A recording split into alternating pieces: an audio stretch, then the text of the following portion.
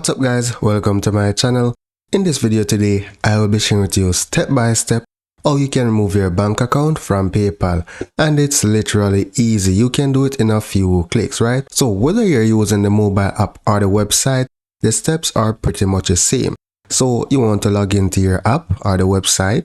Now on the website, it's a little bit more obvious. You can right click on this little icon, select go to banks and cards, right? Or in the mobile app, let's go back to the home. You're going to select the little menu icon that looks like this at the top. They call it the donut menu, I think. Then select wallet. And then here it takes you to the same place, the option that says go to banks and cards tokens. So you're going to select your bank that you want to remove, scroll down and then select remove bank. So they're going to ask you, are you sure you want to remove this bank? So select remove this bank and then select done.